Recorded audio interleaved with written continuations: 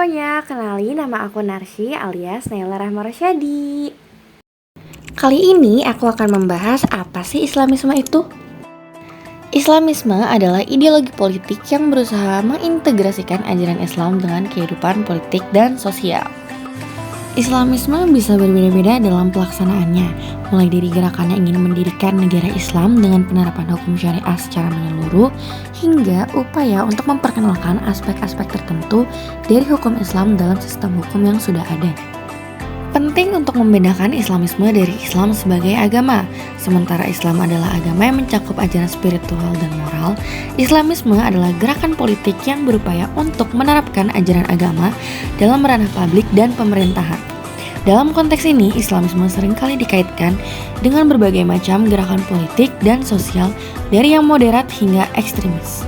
Definisi politik Islam atau Islamisme juga diperkuat dengan adanya 4 unsur, yaitu para ahli melihat Al-Quran sebagai referensi untuk prinsip-prinsip politik Islam.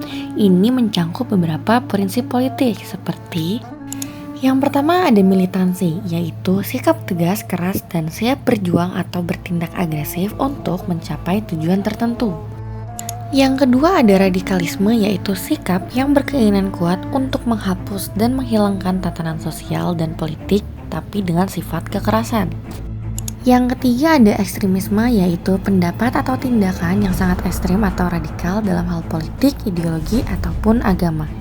Yang keempat, terorisme. Terorisme adalah penggunaan kekerasan atau ancaman kekerasan dengan tujuan menakut-nakuti, mempengaruhi, atau mengubah perilaku individu, kelompok, ataupun pemerintah.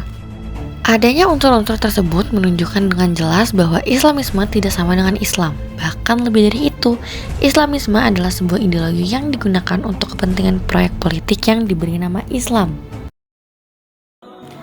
Sudah terlihat jelas dari unsur-unsur di atas bahwa Islam dan Islamisme adalah sebuah perubahan yang cukup signifikan. Faktanya, Islamisme hanya ideologi yang digunakan untuk hal-hal politik yang diberi nama Islam. Islamisme, ilmu pengetahuan modern, akhirnya merombak dan membuat ulang sains agar berkaitan dengan Islam dan mempunyai tujuan akhir yang sama.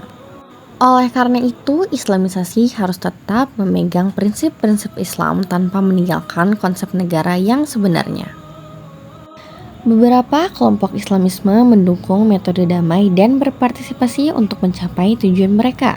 Tetapi ada juga kelompok yang memilih metode kekerasan untuk mengubah politiknya.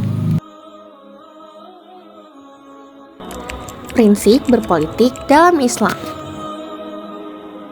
1. Kedaulatan Hakimiyah. Kedaulatan Hakimiyah merupakan kedaulatan yang berbentuk kekuasaan tertinggi di suatu negara.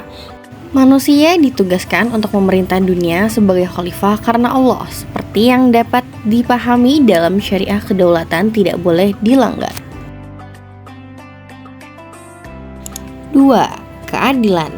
Dalam Islam, keadilan adalah prinsip utama, di mana pemimpin membuat keputusan dan kebijakan yang adil dan memastikan hak-hak setiap orang dilindungi dan tidak ada pihak yang dirugikan.